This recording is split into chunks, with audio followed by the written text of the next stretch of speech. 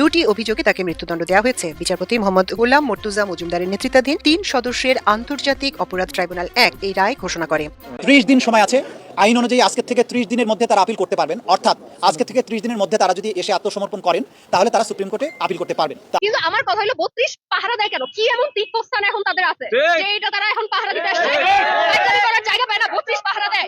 হাসিনার ওই যে ওই ল্যান্ডা প্যান্ডা বাচ্চা কাচ্চা থেকে শুরু করে ওই হাসিনা পর্যন্ত ওগুলো আসলে এমন একটা পর্যায়ে আনার দরকার। হ্যাঁ, ওগুলার ওই যে ধুয়ে আপনি যদি জমজমের পানি দিয়ে ৭ বার ধুয়ে দেন তারপরে ওর পরিষ্কার হবে না ভাই। হ্যাঁ, ও নাপাক জিনিস। শেখ হাসিনা ফিরবে না। শেখ হাসিনার ডাইনেস্টি কখনো বাংলাদেশের রাজনীতিতে ফিরবে না। That is over for ever. Awami লীগের যারা আছেন এই বাস্তবতা বুঝেই যদি রাজনীতি করতে চান হয়তো আপনাদের সামনে কখনো সুযোগ আসতে পারে। এবং আরো একটি কথা দ্যাটতৈন ভাষায় বলতে চাই লেডিস এন্ড জেন্টলম্যান, সেটা হলো এই যে আজকে ভারত যদি কাউকে দায়ী করতে পারে এবং সরি আওয়ামী লীগ, এবং এখানে যদি কেউ আওয়ামী লীগের সেন্সেবল একজন মানুষ আপনারা এখানে থেকে থাকেন, please come and let's agree with me that আজকের এই পরিণতির জন্য ভারতই সবচেয়ে বড় দায়ী। শেখ হাসিনার আজকের এই করুণ পরিণতি আওয়ামী লীগের এই পরিণতির জন্য। কারণ সম্পূর্ণ বাংলাদেশের মানুষ থেকে তাকে ডিটাচ করে, তাকে বিচ্ছিন্ন করে, একা করে দিয়ে তাদের স্বার্থ হাসিলের জন্য আমাদেরই একটি রাজনৈতিক দল যারা 1971 সালে মুক্তিযুদ্ধের সাথে সরাসরি সম্পৃক্ত ছিল সেই রাজনৈতিক দলটাকে ধ্বংস করে দিল। ধানমন্ডি ৩২-এ যে ঘটনা ঘটছে, ছাত্র জনতার উপর, সাধারণ বিপ্লবী জনতার উপর পুলিশ এবং সেনাবাহিনীর যে নৃশংস হামলা, আমরা তো সাদা চোখে দেখে সেনাবাহিনী এবং পুলিশকে দায়ী করে গালাগালি করছি, কিন্তু না, এই ঘটনা প্রফেসর ইউনূস নিজে ঘটাচ্ছেন। সব জল্পনা কল্পনার শেষে অবশেষে ঘটনা ঘটিয়ে দিল ডক্টর ইউনূস। যেই দিনে শেখ হাসিনা বিবাহ হয়েছিল এবং স্বামীর সাথে সংসার জীবন শুরু করেছিল, ঠিক একই দিনে সেই শেখ হাসিনার মৃত্যুদণ্ড কার্যকর হলো এই বাংলাদেশে। আন্তর্জাতিক আদালত ট্রাইব্যুনালে, যে আদালত ট্রাইব্যুনালটা শুরু করেছিল শেখ হাসিনা নিজেই, অর্থাৎ নিজের কুয়ায় নিজেই পড়েছে, নিজের জালে নিজেই ফেসেছে শেখ হাসিনা। দর্শক, বিগত 16 বছর দেশে থাকতে কত লুটতারাজ, খুন, ঘুম, রাহাজানি, কত কিছুই করেছে। সবকিছু প্রমাণাদি যখন মিলেছে তখন আজকে সরাসরি সম্প্রচারিত হয়েছে, গোটা বিশ্ববাসী দেখেছে শেখ হাসিনার এই আদালতের রায় ঘোষণা। দর্শক, শেখ হাসিনা সহ তার মন্ত্রী, সাবেক স্বরাষ্ট্রমন্ত্রী আসাদুজ্জামান খান কামাল ওরফে পাঠা, কালো পাঠা, তারও কিন্তু মৃত্যুদণ্ড রায় ঘোষণা করা হয়েছে। এবং আব্দুল্লাহ আল মামুন, চৌধুরী আব্দুল্লাহ আল মামুন, তাকে কিন্তু 5 বছরের কারাদণ্ড দেওয়া হয়েছে। যার কারণে অনেকেই অবশ্য এটাতে ক্ষিপ্ত হয়েছে যে কেন তাকে ছেড়ে দেওয়া হলো, তার কেন ফাঁসির রায় দেওয়া হলো না। কিন্তু তাকে কিন্তু রাজসাক্ষী করা হয়েছিল এবং বলা হয়েছিল তুমি যদি সবকিছু বলে দাও তাহলে তোমাকে খালাস দেওয়া হবে এক সময়। যাই হোক দর্শক শ্রোতা, ভিডিওর শুরুতে অনেকগুলো ভিডিওর অংশ বিশেষ আপনারা দেখেছেন, মূলত সেগুলো নিয়ে আজকের ভিডিওটি সাজানো। আজকের ভিডিওটি খুবই গুরুত্বপূর্ণ হতে চলেছে, তো সবাইকে বলবো একটু ধৈর্য সহকারে আজকে ভিডিওটি দেখবেন। যে চ্যানেল থেকে ভিডিওটি দেখছেন অবশ্যই আমাদের এই চ্যানেলটি আপনারা সাবস্ক্রাইব করে দিবেন, যারা করেছেন ধন্যবাদ। চলুন একটা লাইক দিয়ে সবগুলো বিশ্লেষকদের বিশ্লেষণগুলো শুনে আসি। ধানমন্ডি ৩২-এ যে ঘটনা ঘটছে, ছাত্র জনতার উপর, সাধারণ বিপ্লবী জনতার উপর পুলিশ এবং সেনাবাহিনীর যে নৃশংস হামলা, আমরা তো সাদা চোখে দেখে সেনাবাহিনী এবং পুলিশকে দায়ী করে গালাগালি করছি, কিন্তু না, এই ঘটনা প্রফেসর ইউনূস নিজে ঘটাচ্ছেন। প্রফেসর ইউনূসের নির্দেশে স্বরাষ্ট্র উপদেষ্টা যে নিজে ব্যক্তিগতভাবে বিষয়টা দেখছেন, দি things is not like that. Professor Yunus নিজের সাথে জড়িত, কিন্তু প্রফেসর ইউনূস এটা বাঁচাতে পারবে না। কেন প্রফেসর ইউনূস এটা করছেন, তার উদ্দেশ্য কি, আমি আসছি সেদিকে, এবং কিছু জরুরি করণীয় আছে এখানে। স্পষ্ট কথা, বিপ্লবী জনতাকে কেউ আটকাতে অতীতে পারেনি, ভবিষ্যতেও পারবে না। লাঠিচার্জ করে, টিয়ার শেল মেরে, সাউন্ড গ্রেনেড দিয়ে ধানমন্ডি ৩২ রক্ষা করা যাবে না। এখানে রক্ষা করার একটা উপায়, তবে হ্যাঁ, ইউনূস সরকার নিজে স্ট্রিক্টলি সিদ্ধান্ত নিয়েছে যে তারা ওটা রক্ষা করবেই। এখানে আমি পরে খোঁজ নিয়ে দেখলাম যে ব্যক্তিগতভাবে ওয়াকারের এখানে আলাদা কোনো খায়েশ জাগে নাই যে ওয়াকার তার বাহিনীকে পাঠিয়েছে, যাও ধানমন্ডি ৩২ আওয়ামী লীগের কেবলা রক্ষা করো, না, ইউনূস পাঠিয়েছে। ইউনূসের নির্দেশে ওয়াকার বাহিনী বা সেনাবাহিনী সেখানে গিয়েছে। তবে জনগণের ক্ষোভ সেনাবাহিনীর উপর, পুলিশের উপর থাকবে, এটা স্বাভাবিক। তবে ইউনূস নির্দেশ না দিলে সেনাবাহিনী কিংবা পুলিশ ওখানে কিছুই করতো না, তারা চুপচাপ সেই যে আরেকদিন ধানমন্ডি ৩২ জয় বাংলা করা হয়েছে ওরকমই থাকতো। তো এখন বাংলাদেশের বাস্তবতা হচ্ছে আওয়ামী লীগের কোনো কেবলা বাংলাদেশে থাকবে না। শেখ হাসিনার ফাঁসির রায়ের মধ্য দিয়ে দেশ ওদিকে যাচ্ছে। এখন সরকার যদি আসলেই মব না চায়, আমরা কিন্তু আসলে মব থাকুক, এটা কাম্য নয়। জনগণ আইন নিজে, মব বলতে জনগণ আইন নিজের হাতে তুলে নেবে, এটা কাম্য নয়। এটা সভ্য দেশে থাকতে পারে না। আইনের শাসন থাকবে, এটাই বাস্তবতা। কিন্তু যতক্ষণ পর্যন্ত আইনের শাসন নিশ্চিত করা না যাবে ততক্ষণ পর্যন্ত মব চলবে, এটা হচ্ছে আমাদের অবস্থা। যেমন সরকার আওয়ামী লেসমেন্সারদের ধরতে পারে না, এই জন্য আমরা জনগণ ধরে উত্তম মাধ্যম দিয়ে পুলিশের হাতে দিই। কিন্তু সরকার ধরতে পারলে কি জনগণ যাওয়া দরকার হতো?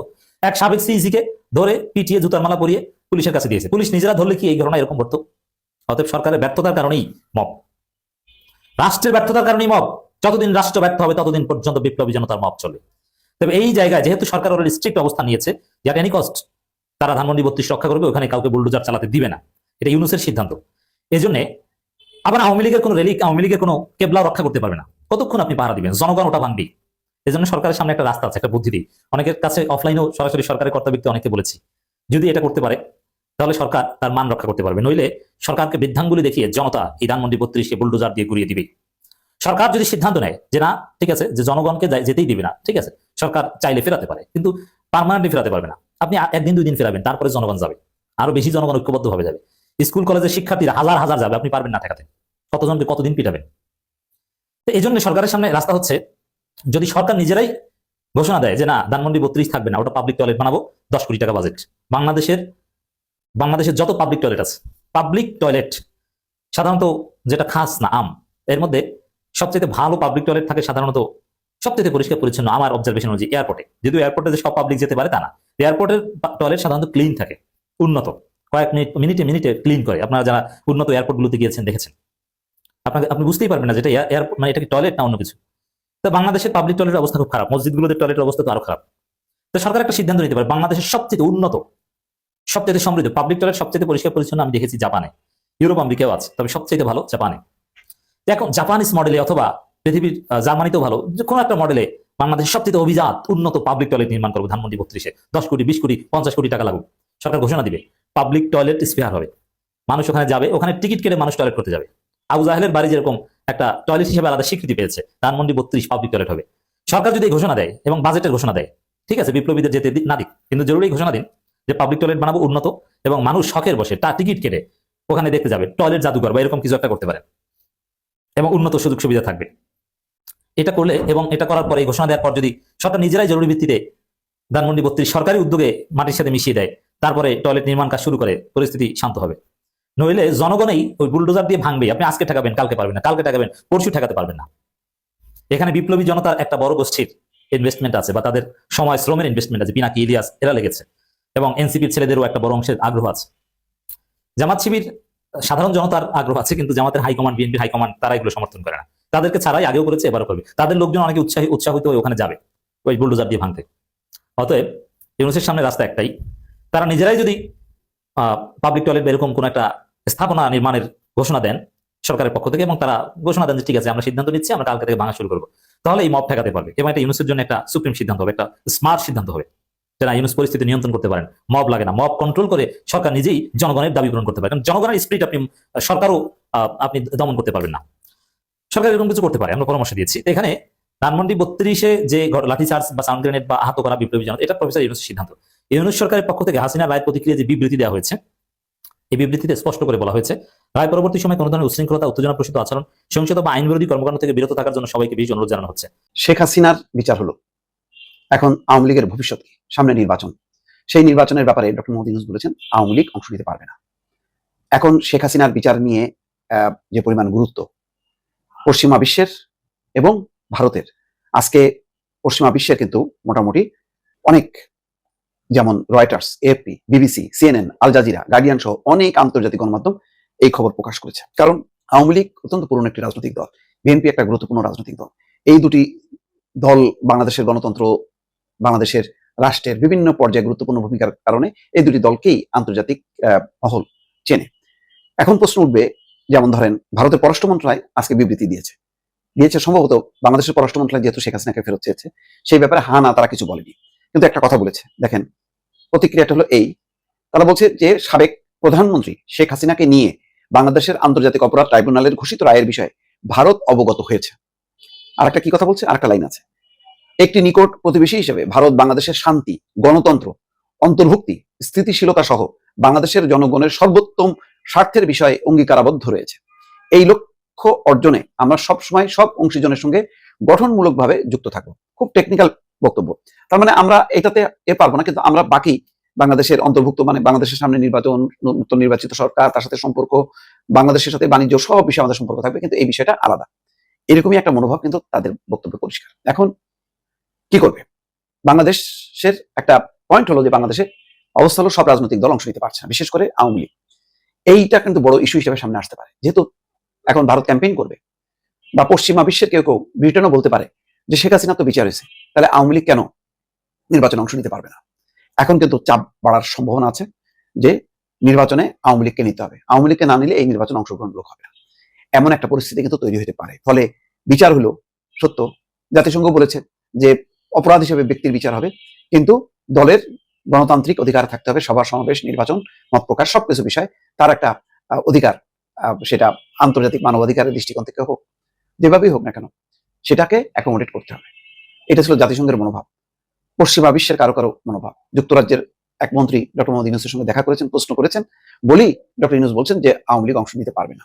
এখন যুক্তরাজ্যের একটা মন্ত্রী বলছে, যদি যুক্তরাজ্য সরকার বলে, যুক্তরাজ্যের সাথে সুর মিলিয়ে যদি যুক্তরাষ্ট্র বলে, যুক্তরাষ্ট্রের সাথে সুর মিলিয়ে যদি পশ্চিমা বিশ্ব বলে, তাদের অংশ হিসেবে আবার ভারতও যদি এই বক্তব্যটাকে জোরালো করে, তখন কিভাবে উপেক্ষা করা হবে? এটা কিন্তু বাংলাদেশের জন্য একটা বড় চ্যালেঞ্জ। তার মানে বিচারের ব্যাপারে কেউ কিছু বলবে না, কিন্তু নির্বাচন এবং বাংলাদেশের নির্বাচিত সরকার, এই বিষয়গুলোতে কিন্তু তারা কথা বলবে, কারণ অতীতে এই বিষয়গুলোতে পশ্চিমারা, ভারত, তারা কথা বলেছে। এই ক্ষেত্রে উত্তরটা কি হবে সেটা রেডি রাখতে হবে। গণহত্যার দায় ব্যক্তির, গণহত্যার দায় দলের না, এই যে একটা বিষয় সামনে আসছে, সেই জায়গা থেকে কিন্তু অন্তর্বর্তী সরকারের উপর বাংলাদেশের অন্য কয়েকটি রাজনৈতিক দলের উপর চাপ বাড়বে, বিএনপির উপর চাপ বাড়বে, জামাতের উপর চাপ বাড়বে। খেয়াল করবেন, আজকে কিন্তু এই যে বিচারকে ঘিরে কোনো কোনো রাজনৈতিক দলের উত্তেজনা ছিল, কিন্তু বিএনপি কিন্তু প্রতিক্রিয়া দিয়েছে, কিন্তু রাজপথে তার অবস্থান ছিল না। অর্থাৎ এটা বিচারিক প্রক্রিয়া, আইনানুগ প্রক্রিয়া, এইভাবেই বিএনপি দেখতে চায়, কিন্তু রাজপথে এমন কোনো অবস্থা তৈরি করতে চায় না যেটা অন্য কোনো বিশ্বের নজরে আসুক যে এই বিচারকে কেন্দ্র করে বিএনপি কোনো সুবিধা নেওয়ার চেষ্টা করছে। সুতরাং বিএনপি সম্ভবত এই ব্যাপারে সতর্ক ছিল, এবং যেহেতু নির্বাচনে তাদের ব্যস্ততাও ছিল, তাদের ফোকাস পয়েন্ট এখন মানে গণভোটও না, জুলাই সনদও না, অথবা শেখ হাসিনার বিচারও না, ফোকাস পয়েন্ট তাদের নির্বাচনের মধ্য দিয়ে তারা মনে করে যে ধারাবাহিকতাটা, সেই ধারাবাহিকতাটা তারা রেগুলার ভাবে চালু রাখবে। এই শাসকদের এই ব্রুটাল শাসকদের যারা আপনার এই ভিকটিম হয়েছেন, তাদের জন্য একটি যুগান্তকারী পদক্ষেপ বাংলাদেশের ইতিহাসে এই প্রথম কোনো প্রধানমন্ত্রী বা হেড অফ স্টেট তার মানবতা বিরোধী অপরাধ, শুধু হত্যাকাণ্ড নয়, মানবতা বিরোধী অপরাধের জন্য আপনার মৃত্যুদণ্ডে দণ্ডিত হলো এশিয়ার মধ্যে এই একজন প্রথম ব্যক্তি যিনি এই ধরনের আপনার এই সাজা ভোগ করলেন। এবং এটা নিয়ে সারা বিশ্বের প্রতিক্রিয়া সৃষ্টি হয়েছে, আপনারা প্রতিক্রিয়া দেখিয়েছেন। আমি একটু আগে সবচেয়ে গুরুত্বপূর্ণ যে জায়গার প্রতিক্রিয়া, সেটাই আমি আপনাদেরকে পড়ে শোনাবো। জয় হয়েছে বাংলাদেশের, জয় হয়েছে জুলাই, এই 36 জুলাই। আর আজকের এই রায়ের মধ্য দিয়ে আওয়ামী ডাইনেস্টির, শেখ হাসিনার ডাইনেস্টির চিরদিনের জন্য বিদায়ের পাক্কাল বাক্ষণ সৃষ্টি হলো। দুঃখ লাগে তার জন্য, তার জন্য সত্য কথা বলতে গেলে, যে একসময় যে হতে পারতো বাংলাদেশের female version of Mahathir Mohammad, সেই মহিলা আজকে আপনার মৃত্যুদণ্ডে দণ্ডিত। এবং যতই প্রপাগান্ডা ছড়ানো হোক না কেন, বিশ্ব প্রতিক্রিয়া দেখিয়েছে, বিশ্ব এটাকে মেনে নিয়েছে। শুধু মেনে নেয় নাই, এটার উদাহরণ দিয়ে জাতিসংঘ বলেছে সারা পৃথিবীর জন্য একটি দৃষ্টান্ত হয়ে থাকলো। এর চেয়ে বড় মারাত্মক কথা এখন পর্যন্ত এই ঘটনায় আরেকটিও নাই, লেডিস এন্ড জেন্টলম্যান। অর্থাৎ শেখ হাসিনার বিরুদ্ধে সারা পৃথিবী মানে ঐক্যবদ্ধ, শুধু ভারত ছাড়া। এই ভারতের কারণে আজকে শেখ হাসিনার আজকে এই করুণ পরিণতি। আওয়ামী লীগের যারা যদি কেউ দেখে থাকেন আমার এই লাইভে, 96-এর শেখ হাসিনা কেমন ছিল, তাহলে কেন শেখ হাসিনা এমন হলো, কেন তার এই করুণ পরিণতি হলো, আজকে আপনি বলেন। এবং আপনার এই হুকুম দেখেন, মানুষকে মিথ্যা ফাঁসি দিয়ে যে উল্লাস প্রকাশ করতো সেই মহিলা আজকে তারই গঠিত এবং প্রতিষ্ঠিত আদালতে সে একইভাবে বিচারের সম্মুখীন হয়েছে। আজকে নিয়তি নির্মম পরিহাস। এই জায়গায় আমি গতকালকে একটা পোস্ট দিয়েছিলাম, লেডিস এন্ড জেন্টলম্যান, ধন্যবাদ দিয়ে বেগম খালেদা জিয়াকে, 3 বারের প্রধানমন্ত্রী, তারা বলেন কোন ক্ষেত্রে আপনার 3 বারের প্রধানমন্ত্রী। এই ভদ্রমহিলার উপরে এই ধরনের একটিও অভিযোগ নাই যে তার নির্দেশে কেউ খুন হয়েছে এবং গুম হয়েছে। ওনাদের সরকারের সময়ে অপারেশন ক্লিন হার্ট নামে, কিন্তু সবচেয়ে বেশি যারা এখানে মানে যাদেরকে হত্যা করা হয়েছিল অপারেশন ক্লিন হার্টে, সবাই চিহ্নিত অপরাধী ছিল। এর মধ্যে সবচেয়ে বেশি এটা বিএনপির মানুষ ছিল, ছাত্রদল যুবদলের সবচেয়ে বেশি মানুষকে হত্যা করা হয়েছিল অপারেশন ক্লিন হার্ট। এটা বিএনপি নেতৃবৃন্দরা এখন পর্যন্ত আক্ষেপ করে বলেন, কারণ এটা ছিল একদম সিরিয়াস এবং নিরপেক্ষ একটা মানে একটা crack down on criminals or murderers. সত্য কথা বলতে গেলে লেডিস এন্ড জেন্টলম্যান, এটা তার জন্য সে এখন উনি বসে বসে বাংলাদেশে তার বাড়িতে আছে। আর আজকে যে এটা নিয়ে তাকাব্বরি করতো, তার কি করুণ পরিণতি। এখানে বলে রাখি যে শেখ হাসিনার রাজনৈতিক মানে অনেক আগে মৃত্যু করেছে, যেদিন সে পালিয়ে গেছে। শেখ হাসিনা ফিরবে না, শেখ হাসিনার ডাইনেস্টি আর কখনো বাংলাদেশের রাজনীতিতে ফিরবে না। That is over for ever. Awami লীগের যারা আছেন এই বাস্তবতা বুঝেই যদি রাজনীতি করতে চান, হয়তো আপনাদের সামনে কখনো সুযোগ আসতে পারে। এবং আরো একটি কথা দ্ব্যর্থহীন ভাষায় বলতে চাই, লেডিস এন্ড জেন্টলম্যান, সেটা হলো এই যে আজকে ভারত যদি কাউকে দায়ী করতে পারে, এবং আওয়ামী লীগ, এবং এখানে যদি কেউ আওয়ামী লীগের সেন্সেবল একজন মানুষ আপনারা এখানে থেকে থাকেন, please come and let's agree with me that আজকের এই পরিণতির জন্য ভারতই সবচেয়ে বড় দায়ী। শেখ হাসিনার আজকের এই করুণ পরিণতি আওয়ামী লীগের এই পরিণতির জন্য, কারণ সম্পূর্ণ বাংলাদেশের মানুষ থেকে তাকে ডিটাচ করে তাকে বিচ্ছিন্ন করে একা করে দিয়ে তাদের স্বার্থ হাসিলের জন্য আমাদেরই একটি রাজনৈতিক দল যারা 1971 সালে মুক্তিযুদ্ধের সাথে সরাসরি সম্পৃক্ত ছিল সেই রাজনৈতিক দলটাকে ধ্বংস করে দিল এবং এই যে বাংলাদেশের রাজনীতিতে বিভাজন সৃষ্টি করেছে তাদের এই যে মেটিকুলাস এই যে প্ল্যানিং দ্বারা এক্সিকিউট করেছে করে আজকে এখানে এটার সবচেয়ে বড় ভিকটিম কে আওয়ামী লীগ, শেখ হাসিনার পরিবার, শেখ হাসিনা এবাবল ভারত, কারণ তাদের সরাসরি সার্টিফাইড কোনো এজেন্ট আর বাংলাদেশে থাকলো না আর কখনোই থাকবে না। So ladies and gentleman, this is a great victory for humanity, great victory for those victims and their families, ladies and gentlemen, above the win for humanity. And এখানে সবচেয়ে বড় যে জিনিসটা যেটা হয়েছে সেটা হচ্ছে যে বাংলাদেশ এখানে আপনার মানে জয়ী হয়েছে এবং মানবতা জয়ী হয়েছে। আমি জাতিসংঘের আপনি দেখেন আজকে যারা এখানে দেখতেছেন এই মুহূর্তে যারা আমার লাইভটা দেখতেছেন সবার উদ্দেশ্যে বলা, বিশেষ করে আওয়ামী লীগের যারা আছেন, দেখুন আপনারা কোথায় আছেন। আমি বারবার বলছিলাম এবং এই মহিলা যদি ভারত না গিয়ে অন্য কোনো দেশে যেতেন তা হয়তো বা কোনো অনুকম্পা এবং কোনো ধরনের আপনার মার্সি বা অন্ততকে এই বিচারটা হয়তো বা আরো ডিলেড হতো, আরো লেন্দি হতো, কিন্তু সেটা হয় না। কেন হয় না জানেন? শুধুমাত্র ভারতে বসে। এবং এই যে আমি শুনেছিলাম যে আপনার টিউলিপ না নাম কি ওনার মেয়ের পুতুল, উনি বলছেন যে calm down, stay quiet, let's have some strategy to move on. উনি এটা শুনেন নাই, উনি তার অ্যাগ্রেসিভ এবং বললাম না একজন কি বলে এটাকে উগ্র মানুষ, বিশেষ করে মহিলা, যেমন কোনো রাষ্ট্রের জন্য সম্পদ নয়, পরিবারের জন্য সম্পদ নয়, কোনো স্বামীর জন্য সম্পদ নয়। মহিলার যে চরিত্রে যদি উগ্রতা থাকে আপনি মনে করবেন এই এটা যদি এবং যদি এই মহিলা দ্বারা পরিবার কখনো মানে আপনার নিয়ন্ত্রিত হয় বা ডাইরেক্টিভ হয়, এখানে শান্তি সমৃদ্ধি অলমোস্ট ইম্পসিবল। এবং শেখ হাসিনা এতটাই উগ্র এবং ভিন্ডিকটিভ যে সে নিজেও ধ্বংস করেছেন। এবং আপনারা কাউকে যদি দায়ী করতে চান আওয়ামী লীগের, শেখ হাসিনাকে দায়ী করবেন, নাম্বার 1 ভারতকে দায়ী করবেন, কারণ এই দুটো মানুষের কারণেই আজকে একদম ধ্বংস হয়ে গেল। 96-এর আওয়ামী লীগ বিএনপির প্রথম এই যে আপনার এই যে 91 সালের যে সরকার ছিল, অনেক ক্ষেত্রে বিএনপির 91 সালের সরকারের চেয়েও সফল মনে করেন অনেকে 96-এর আওয়ামী লীগকে। সেই আওয়ামী লীগ থেকে গিয়ে একটি দুর্বৃত্ত, মহাখুনি এবং লুটপাটের আওয়ামী লীগে পরিণত হয়েছে আমাদের চোখের সামনে। আমরা ইনডাইরেক্টলি তার ভিকটিম। বললাম না, ব্যাংকিং সেক্টরের দুর্নীতি এবং অন্যান্য ক্ষেত্রে যে দুর্নীতি করেছে, লুটপাট করেছে, প্রতিটা ক্ষেত্রে আজকে একটানা 17 বছর ক্ষমতা থাকার পরে একটা প্রতিষ্ঠান দাঁড় করাতে পারেনি এই মহিলা। এরা কখনোই রাষ্ট্র ক্ষমতায় মানে স্বপ্ন তো দেখা দূরের কথা, রাষ্ট্র ক্ষমতা নয়, রাজনীতি করো তাদের কাছে দুঃস্বপ্ন হওয়া উচিত বলে আমি মনে করি। বাই দ্য বলে রাখি, in the meantime please do not forget to subscribe channel guys, subscribe করবেন এবং নোটিফিকেশনটা দিয়ে রাখবেন, because we need your support. By the way, আমি আপনাদেরকে পড়ে শোনাবো, এটা শুনে যারা ভিকটিম এবং বাংলাদেশের গণতন্ত্রের পক্ষের মানুষ যারা এবং ফেসিজমের বিরুদ্ধে যারা আপনারা উল্লসিত হবেন, তোরা সব জয়ধ্বনি কর। এই বাংলাতে আমি বলতে চাই আজকে পড়ে শোনাই আপনাদেরকে কি বলেছে।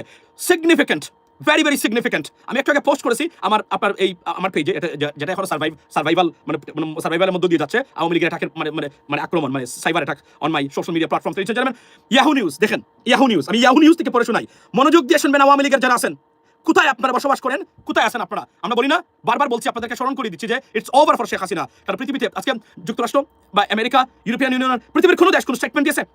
Give me one single country যারা স্টেটমেন্ট দিয়েছে শেখ হাসিনার বিচার নিয়ে, এটা বিচারের বিপক্ষে, ওয়ান সিঙ্গেল। আপনি কনফার্ম হতে পারেন এখান থেকে। আমি এটা বারবার বলছি আপনাদেরকে, আমি ইন্টারন্যাশনাল পার্সপেক্টিভ নিয়ে এবং তাদের পজিশন নিয়ে অ্যাসেস করে আমি বক্তব্য দেওয়ার চেষ্টা করি সবসময়। আমি আপনাদেরকে দ্ব্যর্থহীন ভাষা বলতে চাই, নট এ সিঙ্গেল কান্ট্রি আপনি দেখাতে পারবেন না যারা শেখ হাসিনা এই রায় নিয়ে মানে অসন্তুষ্টি প্রকাশ করে এবং তারা মনে করে এটা অন্যায় হয়েছে। বরং তারা বলছে this is a new beginning for Bangladesh, this is unbelievable, it's a win for Bangladesh, ladies and gentleman, it's a big win for Bangladesh এবং আপনাদের জন্য। এবং এখান থেকে আওয়ামী লীগ এবং ভারতের যারা আছেন বুঝে নেবেন, it's over, it's gone, it's out of control, it's faded away.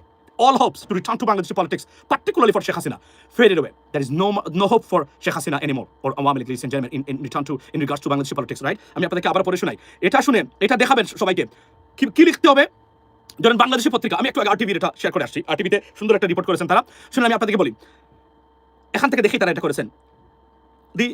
The Office of the UN High Commission for Human Rights and said the verdict in ousted Bangladeshi Prime Minister Sheikh Hasina's আমি হেডলাইনটা পড়ে শোনাই। The interesting is headline, not the details. কি বলছে এই দেখেন, UN says Hasina verdict important moment for victim but process death penalty sentence, opposes death penalty sentence. এই দেখেন আওয়ামী লীগের যারা আছেন দেখে যান। এখন বলবেন যে অপোজেস মিন্স তারা ডেথ পেনাল্টি কোন পৃথিবীর কোথাও তারা সমর্থন করে না, জাতিসংঘের হিউম্যান রাইটস কাউন্সিল, আপনারা জানেন, এটা স্বাভাবিক। কিন্তু তারা বলছে it's an important and it's a win for Bangladesh and humanity. আপনি কল্পনা করতে পারেন এই কথাটা সারা পৃথিবীতে প্রত্যেকটা জায়গাতে CNN যে রিপোর্ট করেছে শুনে আশ্চর্য হবেন। ডেইলি টেলিগ্রাফ কি বলেছে, সেখানে টিউলিপ সিদ্দিকি ওনার যে ভাগ্নি তার নাম নিয়ে এসছে, the aunt of Tulip Siddiqui, Sheikh Hasina আপনার sentence to death for crimes against humanity during the uprising in Bangladesh in 2024, ladies and gentlemen. So প্রত্যেকটা জায়গায় আমি আগামীকালকে দেখবেন, আমি সারা পৃথিবীর যত হেডলাইন হয়েছে, আমি ইউগান্ডা মানে টাইমস আমি একটু আগে দেখে আসছি, সেখানে হাসিনার মানে খবর ইটস আনবিলিভেবল। এবং একটু আগে বিখ্যাত টিকটকার, উনিও একটু আগে একটা টিকটক বানিয়েছেন, আমেরিকান টিকটকার, উনি দেখলাম যেভাবে বলতেছেন, এবং একজন মানুষ এখানে বলে নাই, লেডিস এন্ড জেন্টলম্যান, একজন মানুষ বলে নাই যে এটা শেখ হাসিনার বিপক্ষে অন্যায় হয়েছে। কেন এটা বলতে পারে না জানেন? এখানে ডক্টর মোহাম্মদ ইউনূস সবচেয়ে বড় ক্রেডিট নিতে পারেন এখানে এই মুহূর্তে।